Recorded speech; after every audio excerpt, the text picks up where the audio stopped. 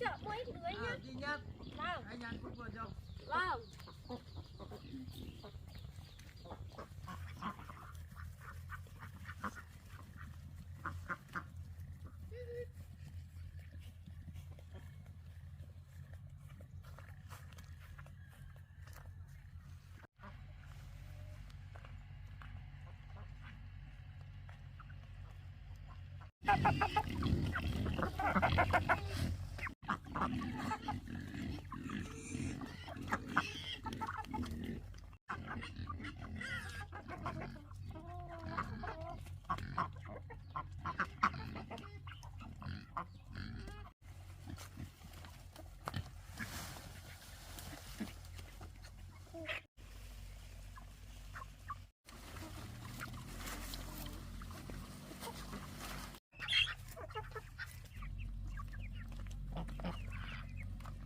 Ui giời.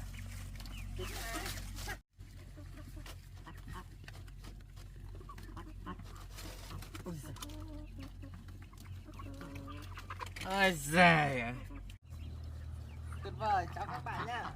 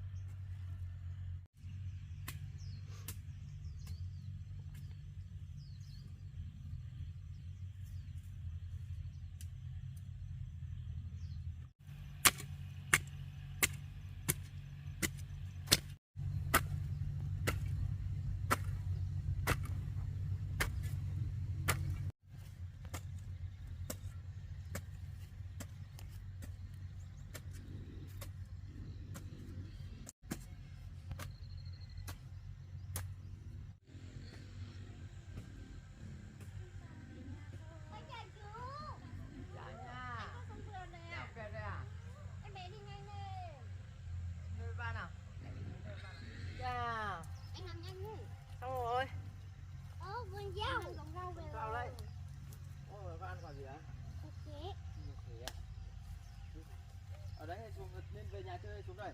Xuống đây. Xuống này à? Xuống đây đây này. Ui, nó ngã. Ở đây chặt, ở đây chặt, ở đây chặt nhá. Đây ba. Đi mà. Con đi học ở ngoài nào? Phải, đi học không đứng học con nào. Em mà có run.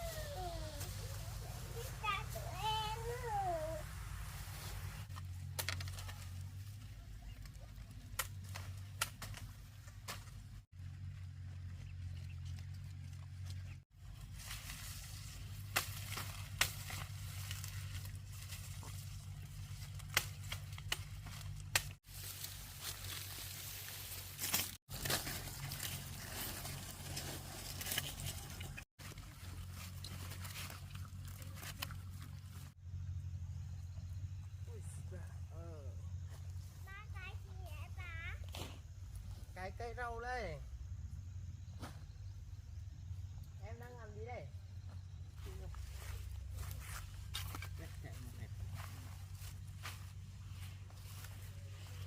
Con giun đầu, con giun chạy chơi rồi. Bạn biết con giun đi đâu, con sang kia nào. Con xà đấy. Ồ.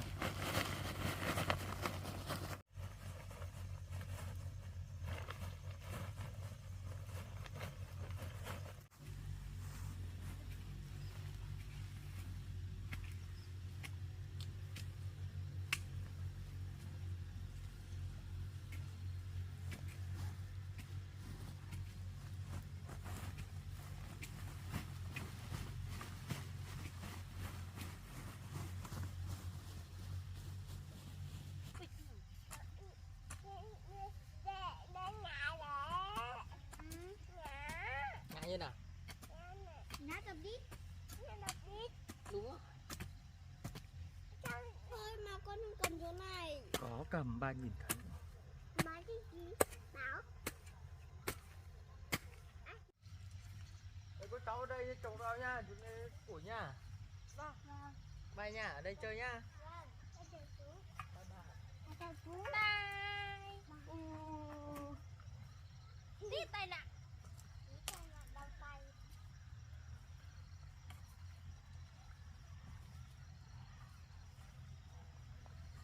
Mình đi đâu là cái gì?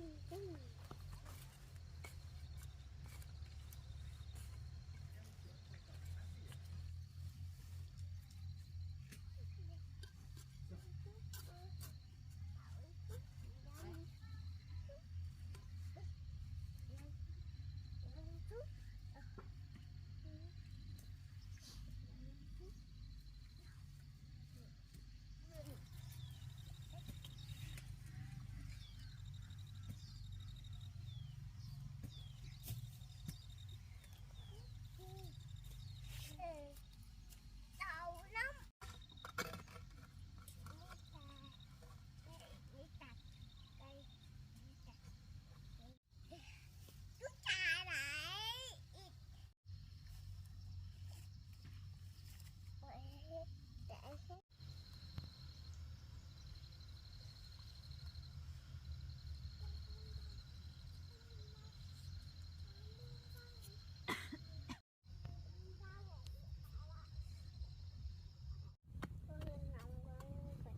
Cởi áo á, cởi đi.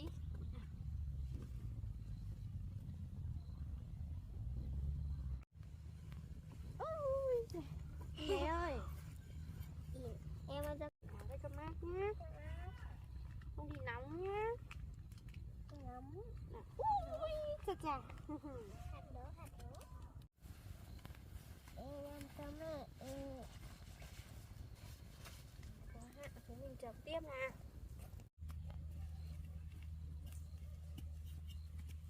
Cô ơi đây, cô ơi đây.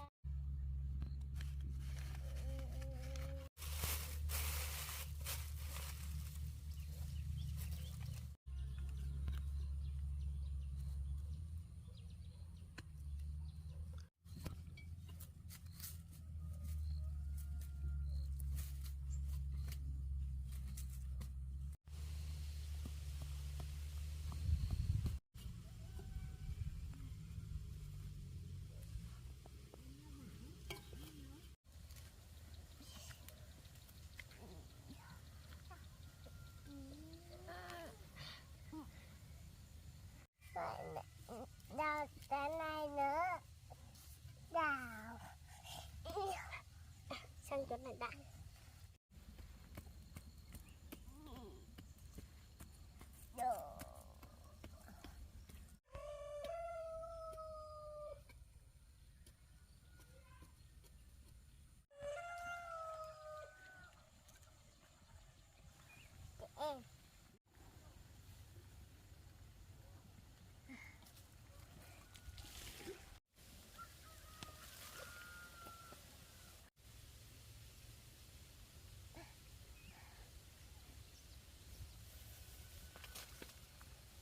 Em Ngồi đây chắc rồi.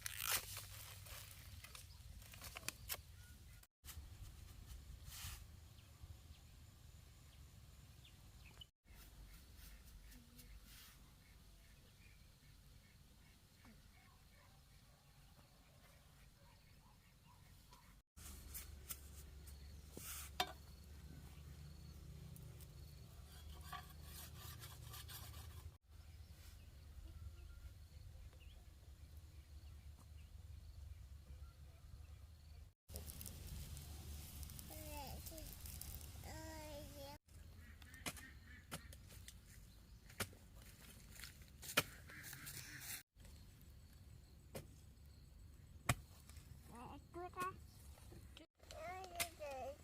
Này đồ đi. Đâu trả con. Đi câu cá ở đâu? Trả trả. Ừ, à, Đâu trả con. đi câu cá ở đâu? Trả trả. Ừ, à.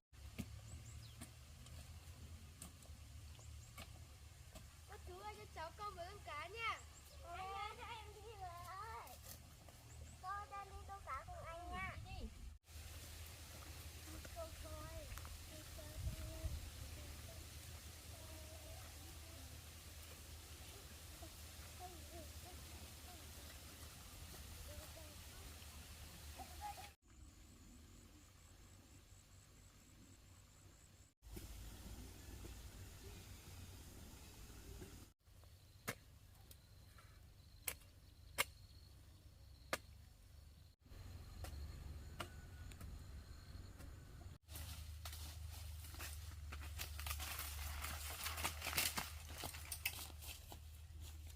Ôi giời ơi, ra rồi. Ơ, học trẻ rồi. Câu cá này à? Xong rồi. Em đi bắt một chuyến đấy nha. Cá cắn không?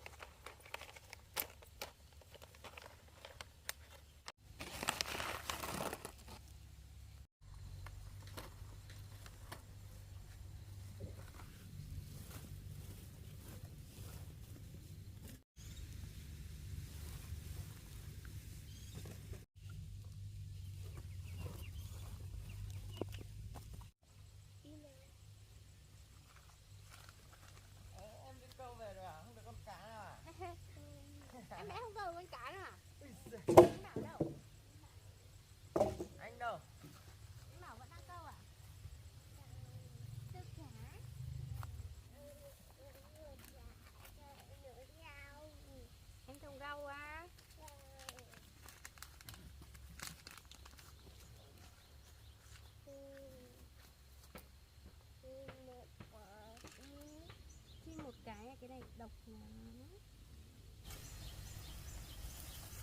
Từ từ. Ở đây. Đấy. Đâu?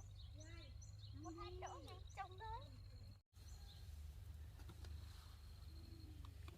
Đây cho 2 hạt sang kia nhá. Nào xẻ tay nào.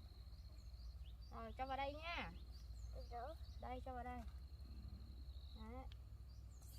Cho vào đây để có vùi đất nhá. Vùi đất vào. Đây vùi đây để đây chứ. Cho vào đây. Vùi đất vào. Cho cây nhanh. Cho em ăn.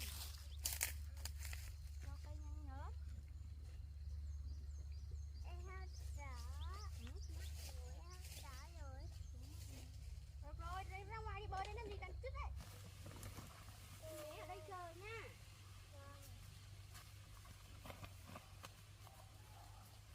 Ơi, em bé về đây rồi à? Đi vào nhà cho đỡ nắng nhá. Ở nhà chơi đi.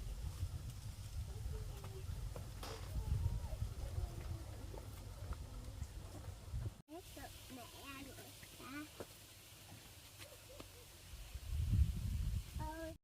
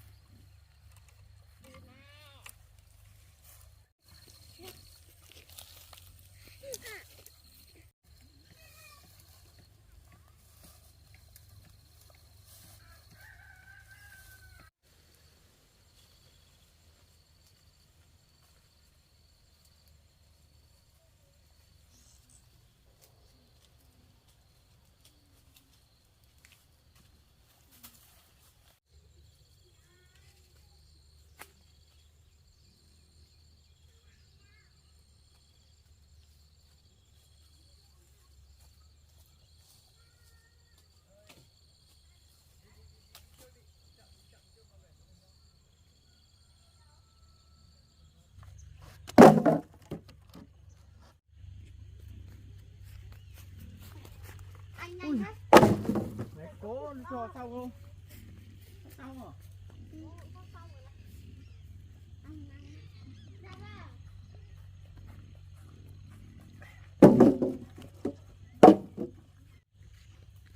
Ba lá nè. Con gặp ba lá Con chạy nè. nha, con chạy nha. Con ăn.